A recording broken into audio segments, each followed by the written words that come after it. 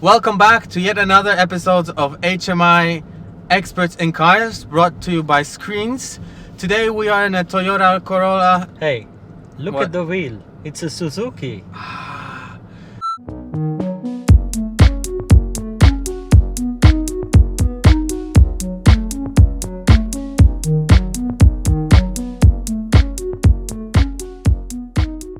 Suzuki Swace is the car we're going to be reviewing today.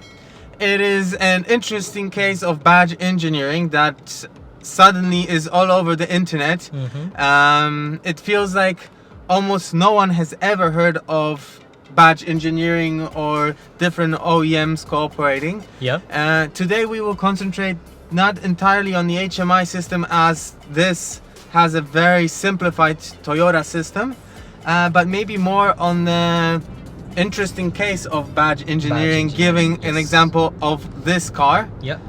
𝗕𝗱𝗴𝗲, you are a specialist at Screens. You are a specialist in the Asian markets and European markets. And you already have an interesting case of Suzuki and Toyota to share with everybody on the other side of the camera. Yeah. Here's the very interesting thing about badge engineering, right? Badge engineering is basically taking one car, the exact same car, and putting a different badge on it and selling it under a totally different brand. There's two aspects to this. On one hand, you have capturing local markets, which you otherwise struggle to capture. Yeah. And the other is taking advantage, not in a negative way, of those people that are not car geeks like us. Yeah. Badge engineering is a concept that people are starting to be aware of now, but it's been around for a very long time, and it's been around in utility vehicles for years and years. For example, you have the very popular van Renault Traffic, but it's the same as an Opel. Yeah.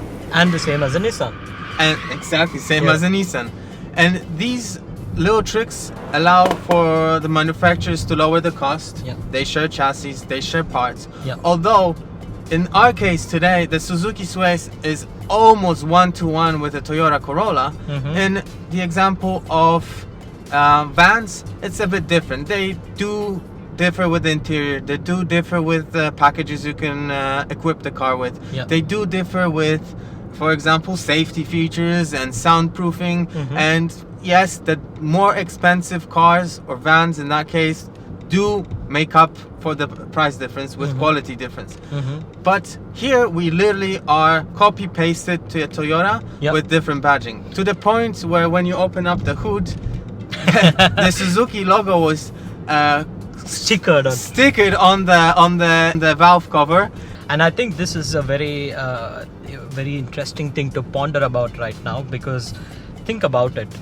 Suzuki has historically struggled to capture the European market, and Suzuki, for instance, is like #1 in India, where I come from, and they have the biggest market share, and they sell small cars for the most part, but they've really struggled in Europe. And what better way to capture the attention of the European car buyer than to take a car that is popular in Europe? In Germany, you see a metric ton of these Toyota Corolla hybrids, and it's something that's very familiar to people's eyes. Like you rightfully pointed out, badge engineering has been around for a while. I think the Mercedes X-Class is a Nissan. Yeah. And it's also now a very common thing in India, because in India, it's an emerging market where Toyota has captured the SUV and the MPV segment, which Suzuki cannot capture, and Suzuki has the hatchback segment, which Toyota cannot capture. In this case, Toyota sells a bunch of cheaper cars that are rebadged as as a Toyota, but really they're Suzuki. So it's a very nice thing to talk about, Tom. I think it brings to focus the fact that you think you're buying one car, sometimes you're buying another, or sometimes you're just consciously buying the brand.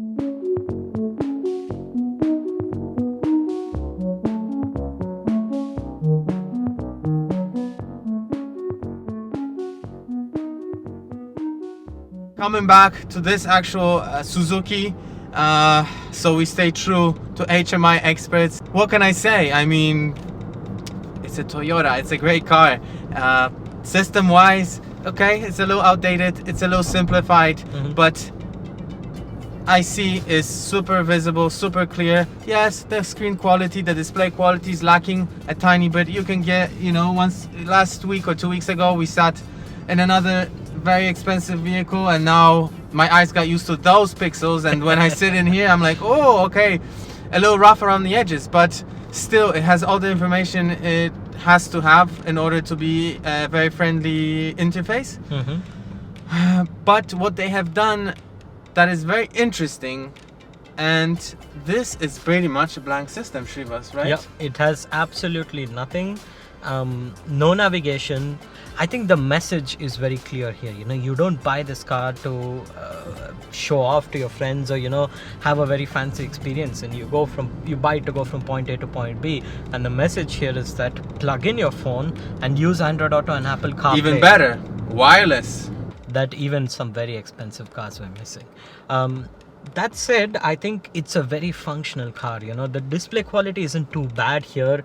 It has a voice assistant that always says that there's no internet. I think it expects you to have your phone plugged in, and then the voice assistant is Siri or whatever it is. You have a car menu which shows you your trip information, which shows you how much fuel you're consuming and where the energy is flowing. It's hybrid at the end of the day. It gives you that information. It has some settings, and it's generally surprisingly smooth. At the end of the day, what I like about this and what I must appreciate is them giving the power to the consumer and saying, hey, you have something better in your hands. Go ahead and use it. I would rather use Apple CarPlay than most inbuilt car navigation systems anyway. I think that'll be all for the Suzuki Swace. Yeah. If you guys are not aware yet, we have launched a podcast where we get interesting guests from the automotive industry and more. It technically gives the ability to people, let's say, from Ford, using our sensory system to talk to people from, I don't know, from Ferrari. So that's actually behind what I said in my introduction about, changes in the value chain, which are actually running very deep. And I'm not defending the old model. I think it's just outdated. Please check it out at our second YouTube channel at 𝗕screens podcast. Very simple. This has been another episode of Experts in Cars, brought to you by Screens. Do check out our website, screensauto.com. And this has been 𝗕𝗱𝗴𝗲 and Tom. See you in the next one.